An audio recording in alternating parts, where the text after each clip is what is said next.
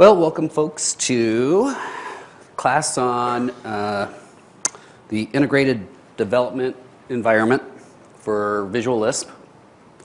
Class summary. This was an interesting slide. It's like the instructions were to repeat the class description. It just wound up being a bunch of text, which is terrible.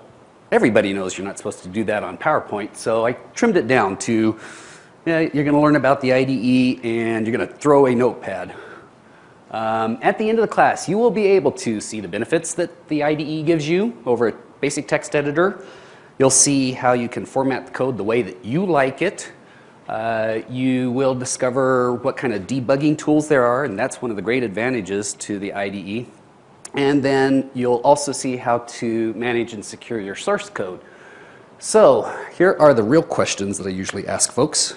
I'm hoping that everybody writes their hand and says, yes, I write in AutoLISP. Oh, that's good, because you're in the right class. This is an AutoLISP class, so that's good.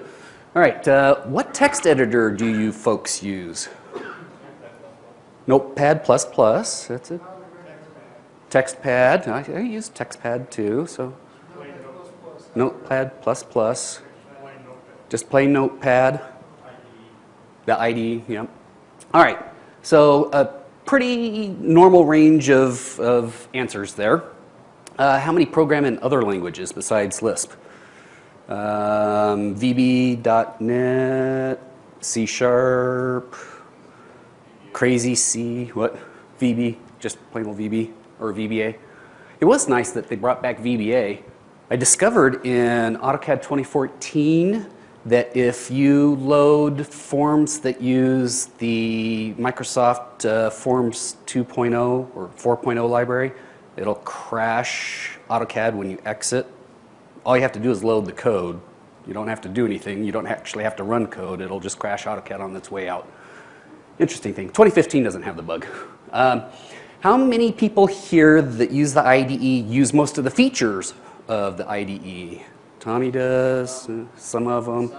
Okay. Well, hopefully you'll see some exposure on it. The ones that don't have used the VLIDE but don't really use a lot of the features, what features are you thinking, what are you hoping to see in today's class? Well, what are the features I'm not using that I could be? Okay. So do you use it for debugging and formatting and things like that? Okay. Find a spot in the code where it crashes. Where it broke. All right, great. Okay, so first I'm going to go into the benefits of the IDE. So one of the basic ones is, well, it remembers my open files. That's really nice for me as I'm working on code throughout the week. Go home at the end of the day, turn around the next day and open up the IDE and my code's right there again. It's easy to get back to work on that stuff. So that's one of the great advantages to it. Color-coded text, a lot of text editors, Notepad++, TextPad and those things, they have color-coded text too, so that makes it easy for you to do it, but it's built in here. Yep. You can find matching parentheses. Finding matching parentheses in the IDE is easier than it is in TextPad. TextPad, you have to use a keystroke combination, whereas in the IDE, you just double-click on the parentheses and it'll find the matching one. The console itself, the console gives you the ability to write code right there in the editor itself. So it's not as if you have to write the code somewhere else, then load it into AutoCAD, then test stuff out. The console is right there and it's available to you just as if you were typing it at the AutoCAD command prompt. Inspect gives you some ability to look at the state of your code and the variables within it. Symbol service is great as for helping you find definitions for things. And then Apropos is something I use all the time too.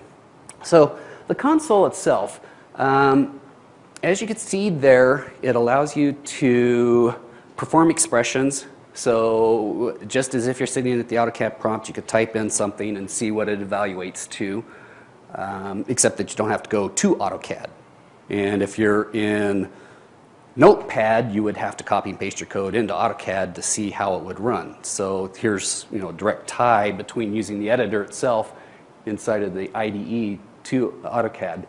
You can also examine variables. However, to examine variables in the IDE, unlike AutoCAD, where you use the exclamation mark and then the variable name, In the IDE, you don't use the exclamation mark. You just type in the text, and it will return what the variable's value is. And then you can repeat lines that are in the console. So you can use the tab key to cycle back through previous expressions that you've tested or variables, or shift tab to go back in the straight order of the last items that you did. Inspect is a good one because it allows you to examine your variables more closely. So it also lets you examine the results of expressions that you type in. But even the best thing is drilling down into objects. So especially if you start doing some COM-related work with objects, the objects inside of AutoCAD themselves rather than the entities. There's a lot of information available to you, but drilling down into the information, if you had to type in expressions to get to those, would take a fair amount of time. Whereas with the inspect, all you have to do is double click on things to get to that. And I'm going to demonstrate that just because I hate PowerPoint. I'm sure you folks do too. So let's toggle over to AutoCAD. And I'm going to go over to the IDE and let's get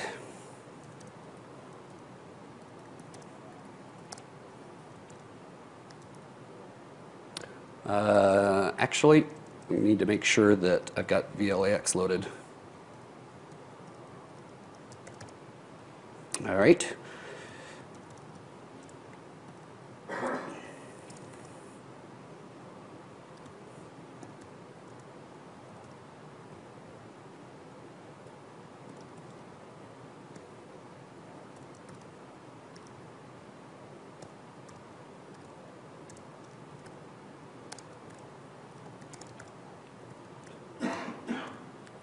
Okay, so for those of you that have written a lot of AutoLISP code, you're probably used to int cell and then grabbing the entity name, and then you can do an int get and get into the entity data. Well, what I'm doing here is I'm using a Visual LISP function to translate the entity name over to an object instead of just the entities. And objects, of course, are Autodesk's new great way of exposing yet even more information about the entities themselves rather than digging into the lists. Especially if you do ACA or MEP programming, you really have to get used to using objects because there's a lot of data that's only exposed by object information and not through the traditional entity get system. So I'm just going to pick one of those elements there. And so I've now got this variable test. Well, let's go ahead and do an inspect on that. So I'm going to inspect test. And here you can see all of the object information that's available to me there. One of the interesting things is that insertion points are not stored as a point list. They're stored as a variant that holds a safe array.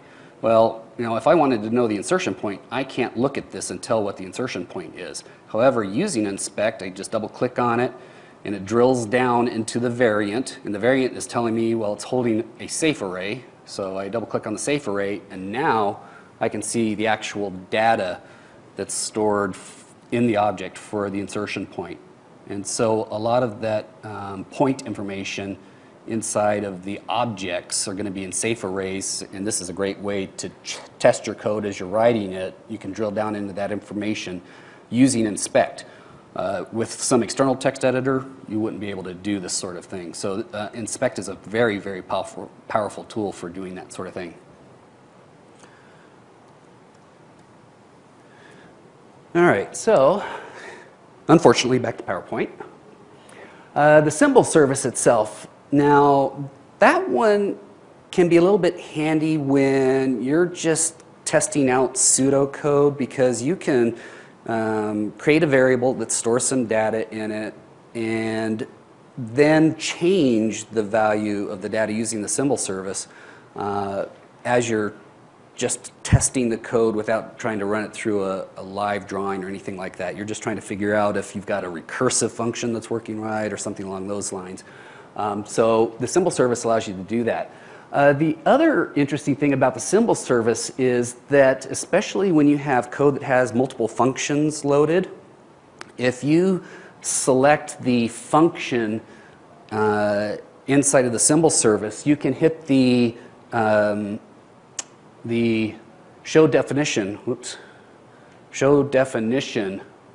button, and it will hop over to the definition of that function if that's been loaded into your code. So I am the kind of programmer that likes to break down my code into a lot of subroutines, because I think that when you call a specific function, it should only return one thing.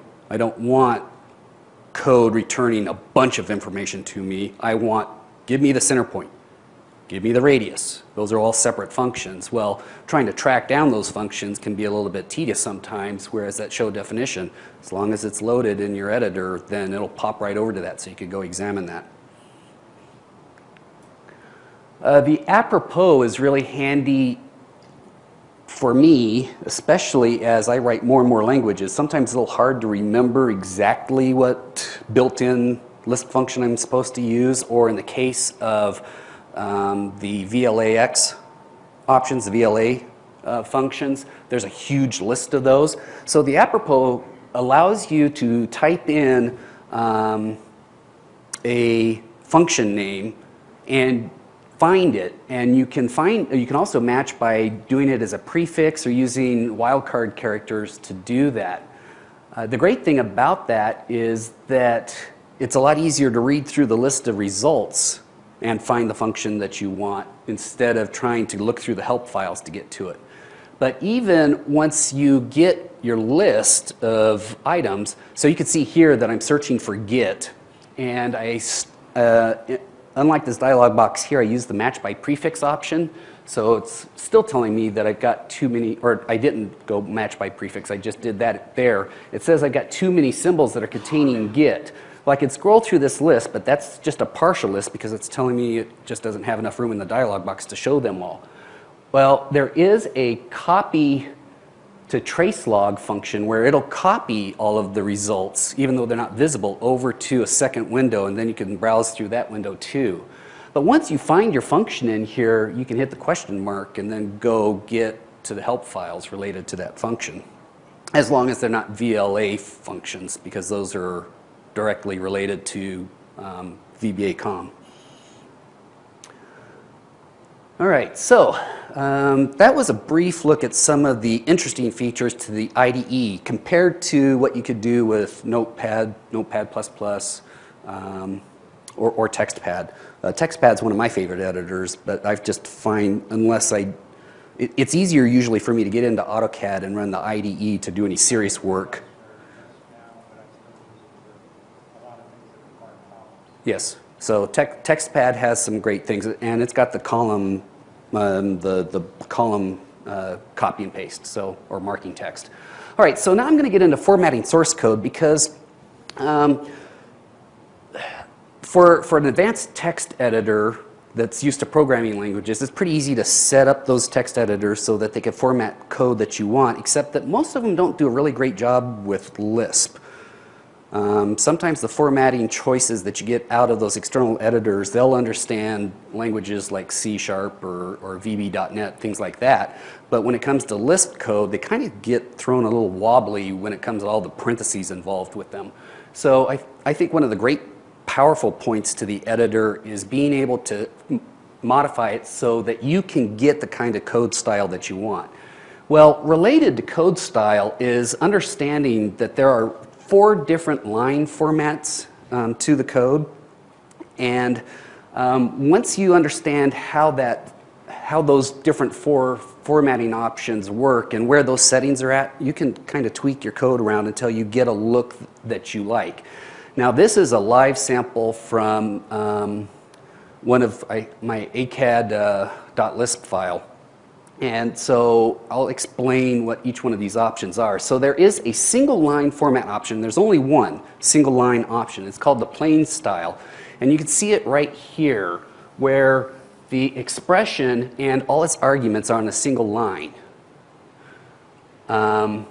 There are 3 multiple line options. So there's the wide style, which you see up at the top there, where the first argument is going to be just like the plain style, but then every other argument below it is going to be indented at the same level as the first argument. Next multiple line style is called narrow, and what narrow does is it says, well, I don't even have room for the wide style, so I'm going to drop just one indent into the expression and drop it down to the next line. And then the final option is the column multiple lines. And so you can see here that I've got a list with a lot of options to it, or a lot of atoms. And so that particular list is now formatted in column style. And we'll get into how you get these settings in the next few slides. So the plain style is pretty simple. All the arguments are on the same line, and all the arguments are separated by a single space, with one tiny little exception. When defun became a symbol that could be compiled and protected in code, AutoCAD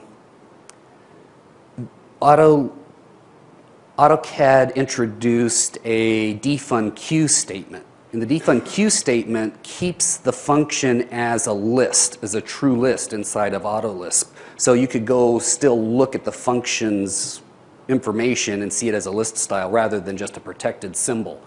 That defun queue, for some reason, puts in a double space for the argument list. I don't know why. It always annoys me when I see the doubles, but it's there regardless. So you just kind of have to ignore it on the defun queue. But the plain style is affected by 2 options. Under the format options inside the IDE, you set the right text margin to whatever you want, and so that gives the editor as much room as you want to give it for text all the way over to the edge of the paper. And then the other thing that's affected is the printing length has to be less than the approximate line length.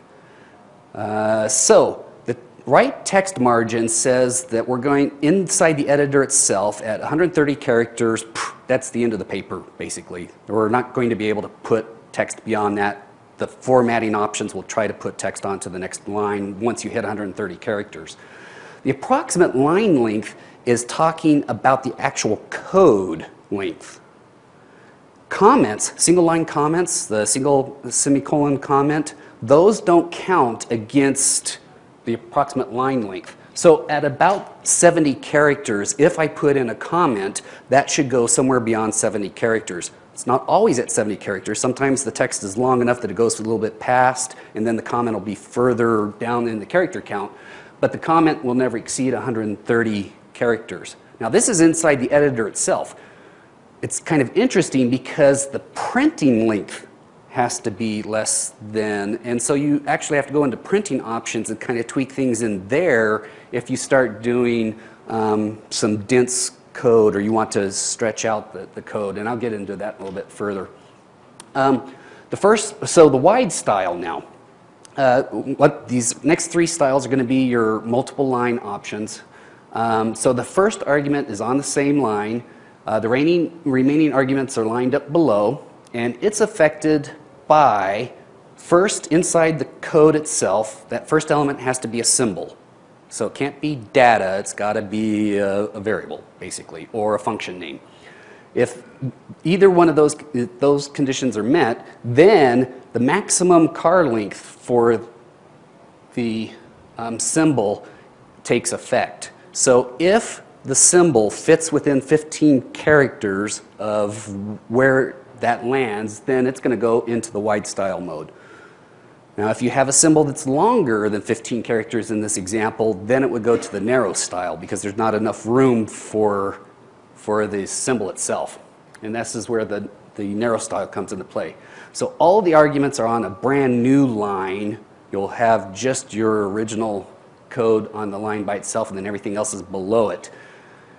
And it is affected by the narrow style indentation. So how many spaces are going to be used to indent the code in that particular case. Now I have mine set to 1 because I think paper's a precious resource, and once I had all my code formatting to single or to just a single space or a single indent, I think it looks pretty slick and condensed. But the default is 2 for that. Now the column style, all your elements are positioned in columns. That's not a big surprise. And it's affected by this long list format style. So I have mine set to multi-column formatting. That's why I had a bunch of columns for my code. But there are different options. So you could do a single column formatting, which is kind of like a wide style, except all your data is just going to be one big column. 2-column formatting, that's pretty straightforward. And then the fill to margin formatting. So basically what it says is I'm going to go as far over on that right margin setting as I can and try to fill that up. Whereas with the multi-column formatting, it's going to try to keep room for comments in there too. All right, so another Lisp formatting option is how do you close parentheses? So there are 3 different options. There's the indent your closing parentheses at the outer level or at the inner level, and then there's doing it on the same line. So this is an example that's pretty traditional. This is called indenting at the outer level. So your closing parentheses lines up with the starting parentheses. All right, this is traditional. Most writers of Lisp code are going to use this style. The thing that always kind of bugged me about this style, though, is there's just all this huge blank space. Now, the nice thing about this style is that you can look at where the indentation happens and say, oh, well, that's the matching parentheses here.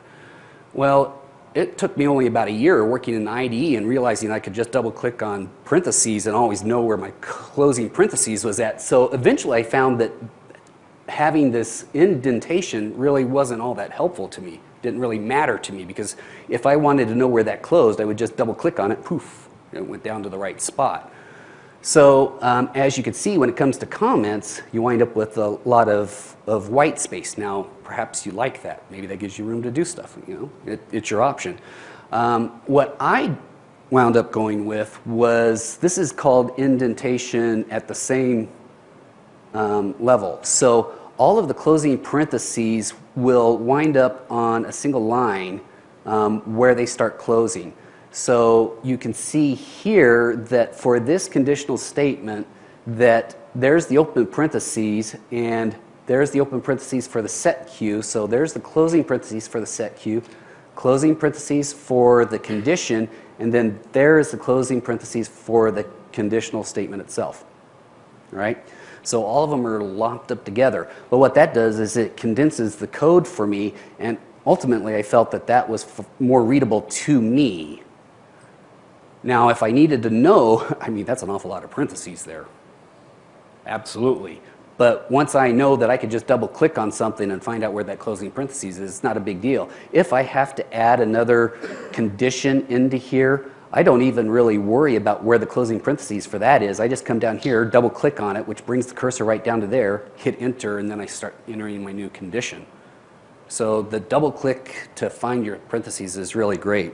And let me just demonstrate that too.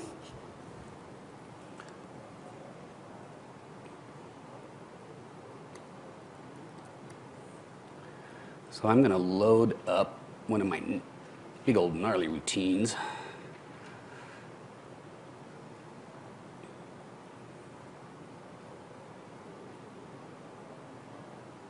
Oops.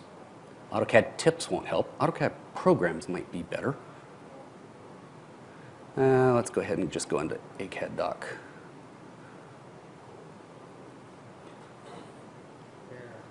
Yeah, trust. I don't know why all of a sudden it's deciding I'm not trusted there. Well, I know, but the weird part is I didn't have to do this earlier. So I'm wondering if my profile's messed up. Oh, no, okay, that one worked. All right, so I'm going to come down here somewhere in the middle of my code. Here's my conditional statement. I could double click on that, parentheses, and poof, I've got all my code highlighted all the way, including the closing parentheses on that. So the double click feature is really handy. Now, if I needed to add another condition into there, all I have to do is click on my first condition, and there is the end of my code there, hit enter, and now I can start putting in a new condition down here. So if I want to do a default, then I can just add that in there. And so for me, having the parentheses indented on a blank line by themselves doesn't really matter in the long run because the double click is so much easier to do. All right. Any questions about that? Okay. All right. So some other formatting options. Insert tabs. When you set that option, the editor will actually put in tab characters into the code. They're not visible, they don't print, but it's an actual tab. So if you are the kind of person that loads your code into other editors, other text editors, and you want tabs instead of spaces, you would want to turn that option on. Now, because I use that condensed code formatting with an indent space set to 1, tabs don't make any sense to me. Spaces are much easier, even in another editor. And so I turned that option off for myself. But you can certainly use the insert tabs. The one thing that you have to remember, though, about when you're inserting tabs is that you're going to want to match the tab settings between all your text editors. So if you have the Visual LISP editor set to a tab setting of 4, and then TextPad is set to a tab setting of 8, well, your code's going to jump around on you when you load it between the different editors. So you do have to make sure that that works or is set correctly. Saving the formatting options in the source code. Once you've decided on a style for formatting your code, it doesn't really make much sense to use that option because you know, you're used to your format, and so why have all that in there? But what this will do is that when you check that box, every source code file that you load up will get some additional comments at the very end of the file that tell the editor how that code should be formatted. So if you had some reason that you wanted to have a different format between different functions, maybe you're the kind of person that decides that you want your toolbox functions to be formatted differently from your source or from your main application files, you could do that. The only disadvantage to this is that that is a global setting. So either all your code will have the formatting option saved in the file or all of it won't. And if you have the formatting options loaded in the file, then the editor will see that and switch over the formatting to that. So, but then get rid of it because you have the option turned off. So it's a little wonky. Eventually I turned it off because it just wasn't worth the pain and effort. The next option here, insert form closing comment. So that is where, especially in that outer indenting style where the parentheses is by itself, a lot of times I saw code, especially back a few years ago, where people would say, well, this closes the conditional statement, or this closes the if statement, or this closes set Q. You can tell the editor to go ahead and do that for you automatically. That sounds like a great feature, especially if you're using that outer indent style. There's a trick. Anybody want to guess what the trick is? Oh, come on. Somebody here's got to know that what happens. So when the editor adds that comment automatically to the end of your closing parentheses, if you go back and modify your code and that parentheses no longer relates to the AND statement or to the set Q, well, the editor doesn't fix that for you. It's a comment. It's pretty much ignoring it. So the comments get out of date like crazy quick. So they're useless. It sounds great in theory, but I found an application it never worked great. When does it actually insert that form? When you do your auto formatting? When you do the auto formatting, yes. So if you were to go back and do auto formatting, it's only going to add those closing comments to any parentheses that don't have them. Exactly. So let's go ahead and demonstrate that. Even though that means I have to change my options. All right, so go over here. We're going to insert form closing comment, and I'm telling it to use closes. I think the default's ends. end with or end. Yeah, it's two words I thought, but anyway, end of. Yeah, end of. So I've got it set to closes right now. So let's just do.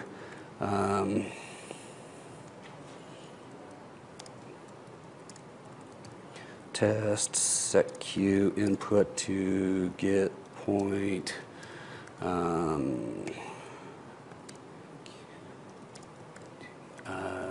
Actually, let's do a conditional.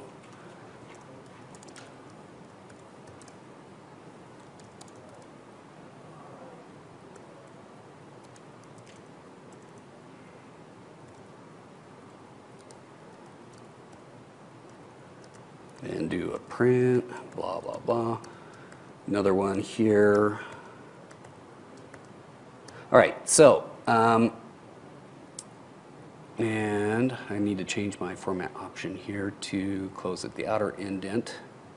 All right, so if I do the formatting, which is right under here, notice that it throws in comments there for me automatically. And I forgot to put a space on the end of closes because I never use it anyway. So you can see that it's a single comment with an underscore under it. So what the editor does is when it sees that underscore, it says, okay, well, that comment has to be glued up right next to the parentheses, to the closing parentheses. That worked great. All right, no problem there so far. But let's come back in here, and I'm going to change this to, I decide I want to use an if statement instead. Okay, so now I do the format option again. You see what happened?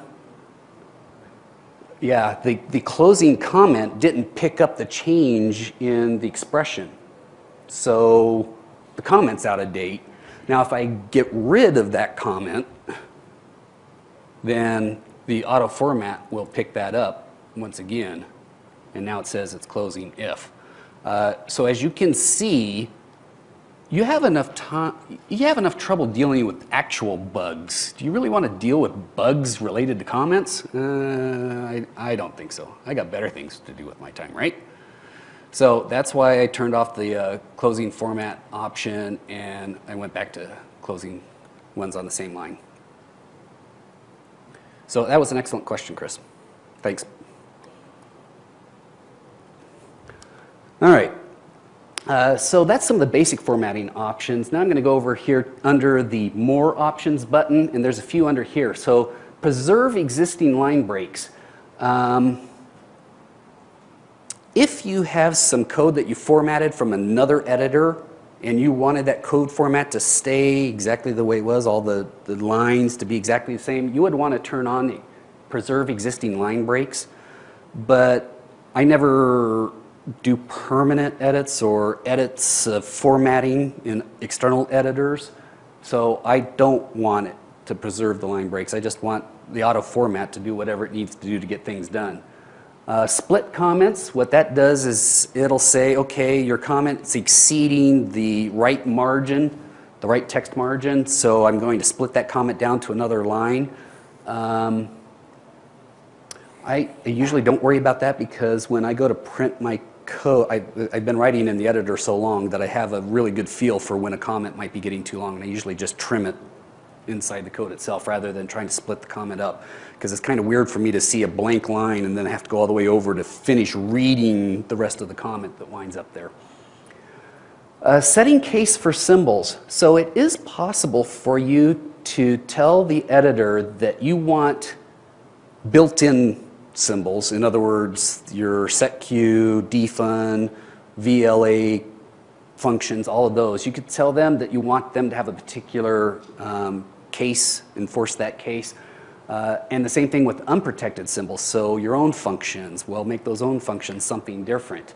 I find that I just like to handle it myself rather than make the code do it. But there are definitely some people that like to have some of their stuff in all uppercase letters, and so they'll set it to that for particular items.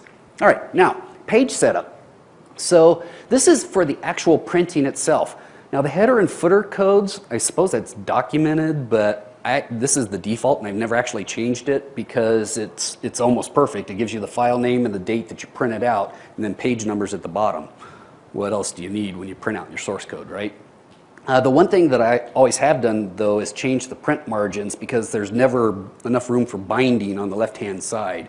So I shrunk the right margin up and expanded the left margin to give me more room for that. Plus, top and bottom, I don't really need an inch worth of margin up there.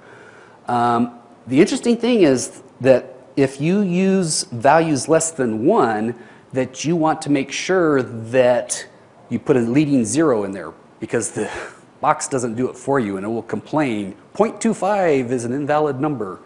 0.25, yeah, that works. Okay, the next option is the font. So, here's the interesting thing. In the editor itself, for the text font inside the editor, you could set it to certain monospaced fonts or true type fonts. The font list inside the page setup is limited compared to the editor itself. But I found that I like Lucidia Console inside the editor at 10 points, and then printing if I use the Microsoft Sans Serif at, I can't remember what the value is, but it's a small value there too. Then the source code prints out almost exactly the same as the editor itself. So it's almost indistinguishable as far as the whole formatting goes. Your print looks exactly like what your editor looks like. And the great thing about using Lucidia Console at 10 points is that you can expand that right margin out to 130 characters, which gives you a lot of room for actual code, which is the great part. Display colors. So I have never changed the display colors except for one area, and that is the comments. Really annoyed me that the editor came out with a gray background for the comments when every other code editor in the entire world usually does comments in green with the normal background. So hit the transparent background, and then these 3 comment styles right here, change them all to have a green colored text, and then your code on screen looks just like code from any other editor where the comments are in green. And speaking of comments, here we are. So there are 5 different commenting options, 4 that you actively use, and then 1 is the closes commenting style. So there's single semicolon is going to be placed over in the approximate line length area. So approximate line length is set to about 70 for me, which means comments usually line up right around column number 70 inside of the editor itself. So single comments will always go out to wherever that edge is at. The next option is the double semicolon. And the double semicolon, what that does is it lines up the comment with the line right below it at the same indent level. So you can see right there that that double semicolon is lining up with that open parentheses. So it's pretty good for documenting a specific subsection of code. The next option is the triple semicolon, which forces the comment to be on the left edge. And then finally the comments or the inline style. But let me go back to the triple semicolon. A lot of people do something very similar to this in their code where they put information up at the very top. You know, what's the function name, when did I write it, what's my version number of the code, that sort of thing. Well, oftentimes they do the triple semicolon, so each line of that has a triple semicolon. Right? Now, one of the great things about the inline style, which is the semicolon with the vertical bar and a matching vertical bar semicolon, is that it treats everything in between the vertical bars as comments. So that's perfect, actually, for the headers, because you can put that up there at the very top, then type in code without worrying about semicolons. You can type the code as long as you want. It doesn't really matter until you start reaching the right edge. And then that closing style there, and then everything in between is just a comment.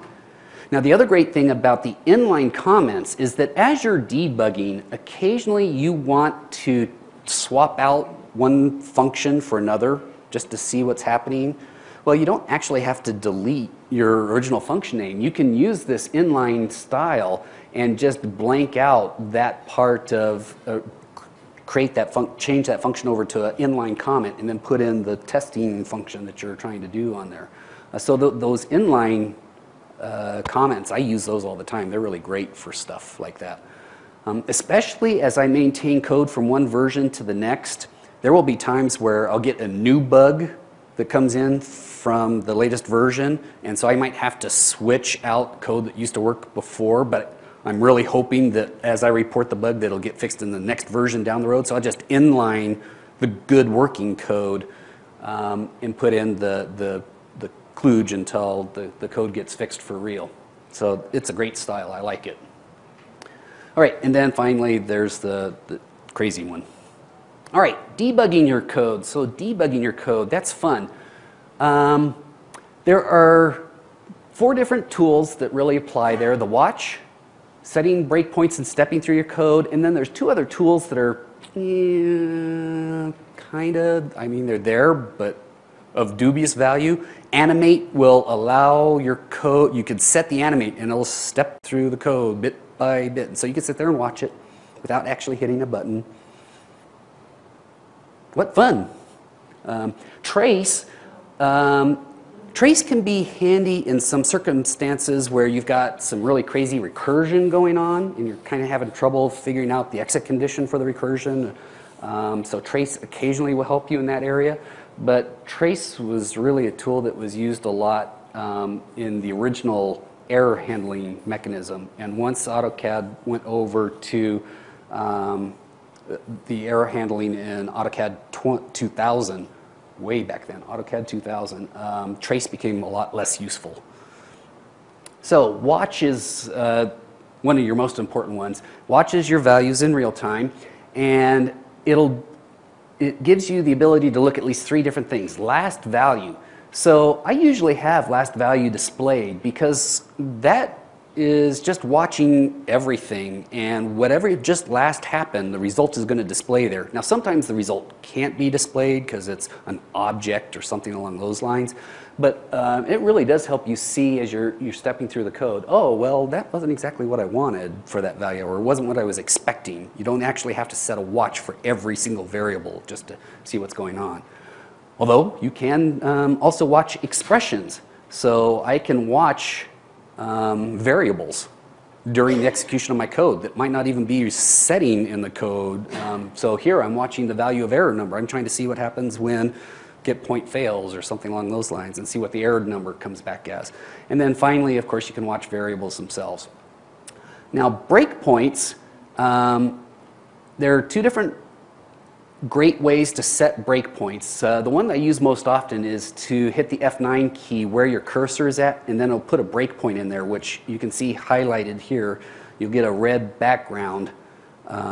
So that's indicating a breakpoint. You can set as many breakpoints as you want through your code. You can actually usually set the breakpoint either at the beginning of the code or even at the exit of the code, although the breakpoint at the end of the code, sometimes your bug occurs a little bit further nested inside. So I usually set at the beginning where I suspect a problem might be. You can also set the option to break on error. Now I usually don't have that option set for myself because there are times where I intentionally cause errors to trap. And so having that turned on in those cases causes my code to break or go into break mode when it doesn't need to. I know what I'm doing, I'm handling the error, so I usually have that turned off and just manually set the breakpoints. Once you're in a break mode, then the editor allows you to step through the code. So you have the option to step into, so you hit, and the easiest way to do that, you can either hit this button or the F8 key is what I always use. F8 is just going to jump into your next expression and you can start watching your code and see what's going on. The step over allows you to get out of a expression that you know is okay. So it's got a few extra arguments to it, or it's calling a subroutine that you know is good, you know the data is good, there's no need to step into the subroutine, so you can just step over it instead. Step out will take you out of whatever expression you're in at the time and go all the way down to the exit of the function rather than just into the next line itself. Continue, which is this yellow button here, will continue the code unless you're in a error condition. If you're in an error condition, the only real choice then is to hit reset, which stops the evaluation of the code, returns you back to the editor itself so you can then edit the code. The green button there, that's just allows you to continue on with the code execution. All right, so, sure. In VBA, there's an option to run to cursor. And Not here. so, correct. In VBA, in Visual Studio and the VBA editor, both of them have the run to cursor option, and there isn't an option for that in the IDE. I think, You just need to slip in another breakpoint. yeah, slip in another breakpoint, yep, or step out when you know something is good. All right, so I'm going to demonstrate, excuse me, make sure I'm back in mouse mode. I'm going to demonstrate going through this. So I am going to open up some functions here.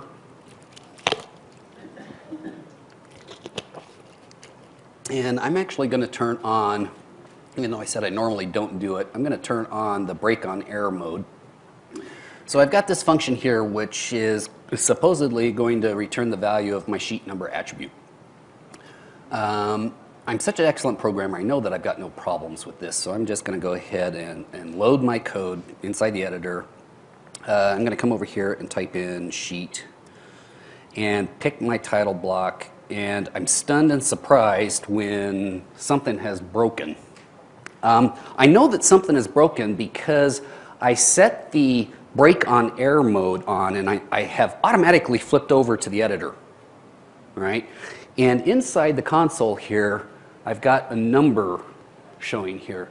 That's telling me that I'm at one break level right now.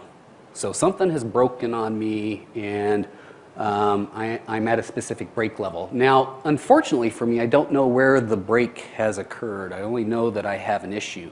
Well, here's where I could use watch or inspect to see what is going on. So let's go back here, and because I'm just hunting in the dark, I'm gonna, what's E block set to? So let's inspect that. Well, that looks good. That's got entity data. E attribute, what's that set to? Well, that's set to nil. Well, that's a problem. That should probably have something related to it. So I can work my way down here to see what's going on, inspect that, and poof.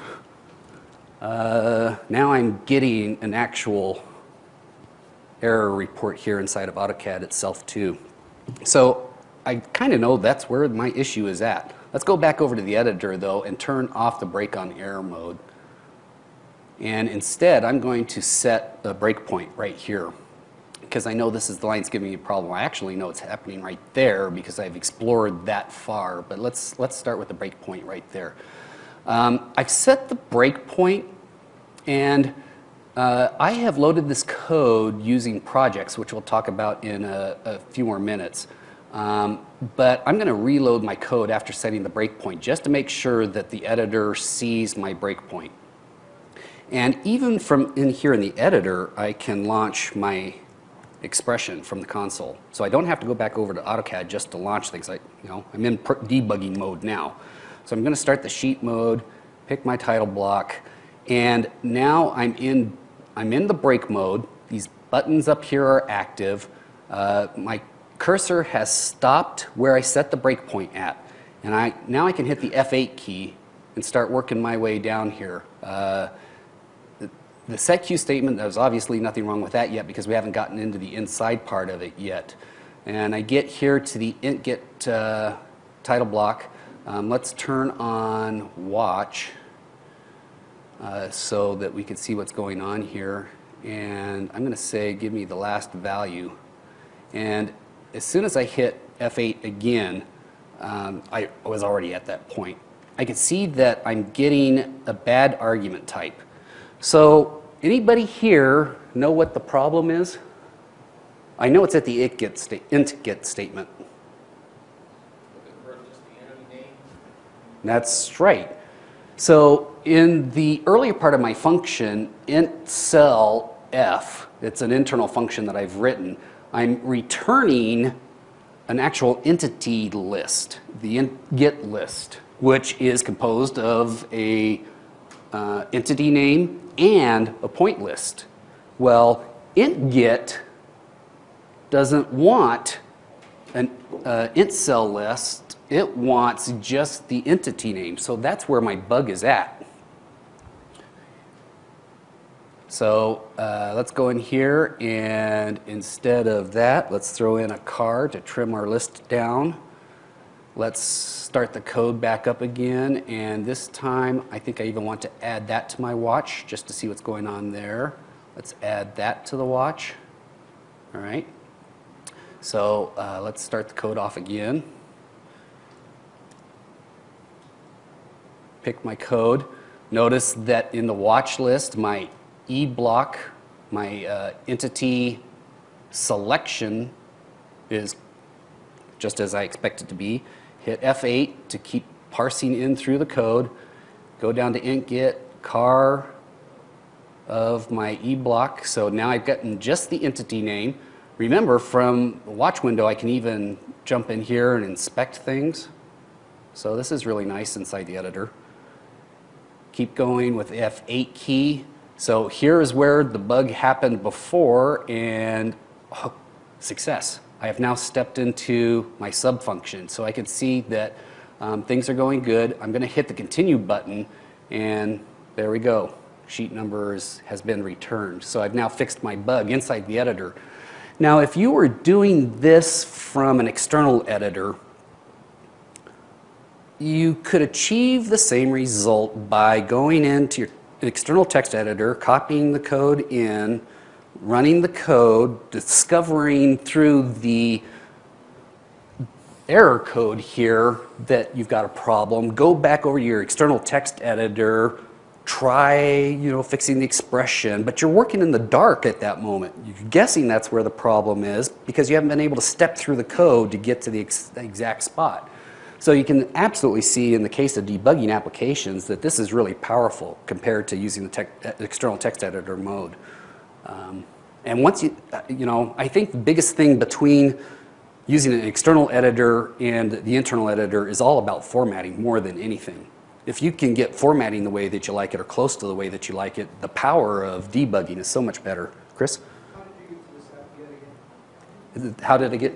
How did it get to this function that you were in? Oh, okay. So yeah. So this is one of the subroutines that's loaded. So this is in the project, and so the source code was already loaded in here. So in the stepping mechanism, when it got to this line, it says, okay, well that's calling a subroutine, and so it's hopped over to the subroutine automatically. So now I could continue to step through here in break mode to examine things even further if I wanted to, or I could step out and then continue on with the code execution and back in the normal mechanism. So let's go ahead and just do that again, just so you can see it happen. So start sheet again. We still have a break mode here, so I'm going to do F8, F8, F8. There's the good expression. Now it's getting to the subroutine. Okay, I'm in the subroutine, and I'm kind of guessing that everything in the subroutine is okay, but I can hit F8 and examine for a while. Or I could tell it, let's step over that part of it, or go ahead and step out. And that, you can see that when I do the step out, it's ready to go back to the calling function. So hit F8 one more time. Now I'm back here. So watch my variable here. Poof. All of a sudden I've got the data there. My last value, keep going on.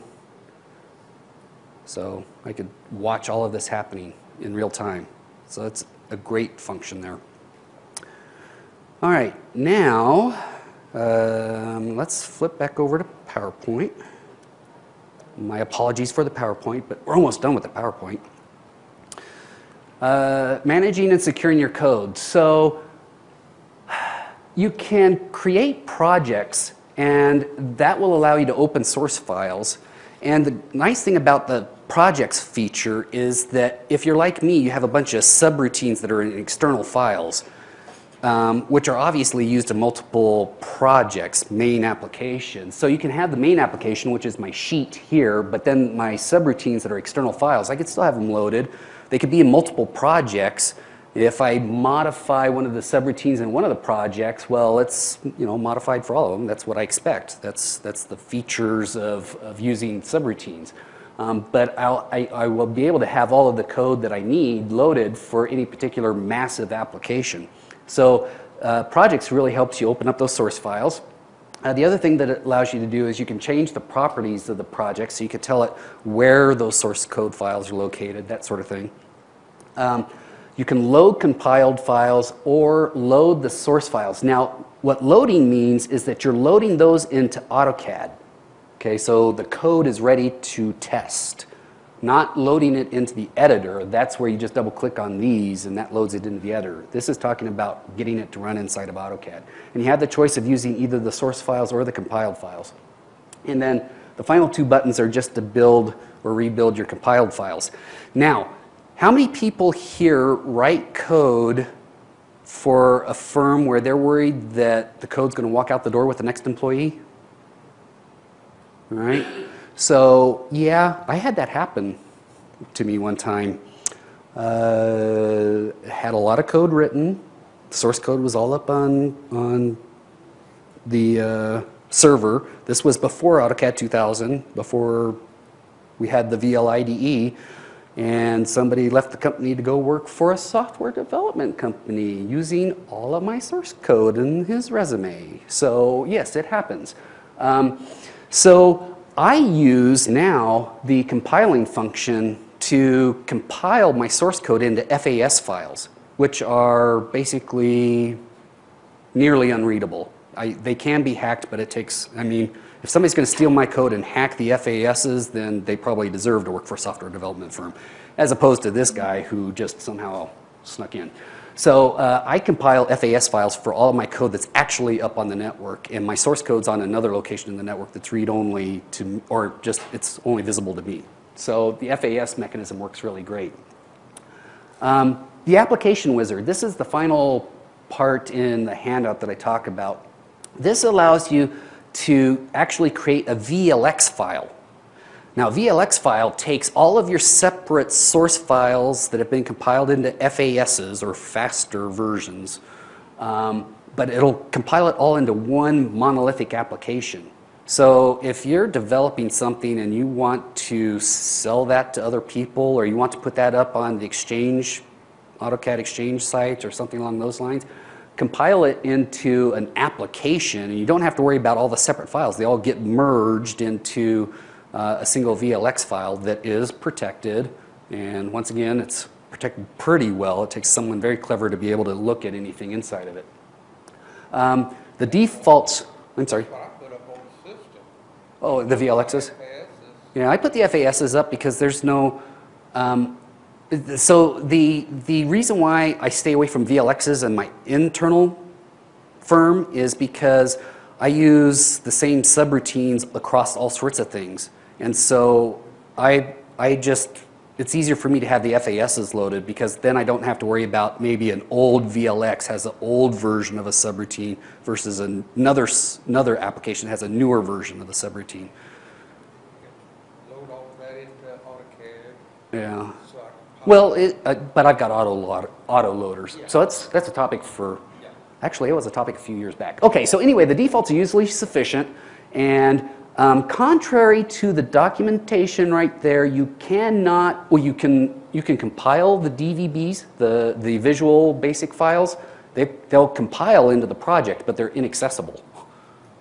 So it doesn't really matter whether you include a DVB or not; it won't go in there. But the application wizard does that pretty well. So with that, we got 43 seconds for questions. Yes? How does it come every once in a while the editor uses all the toolbars and all your settings and everything just kind of goes away and you have to reopen the So the question was, why does occasionally the editor lose the toolbars or formatting options, things like that?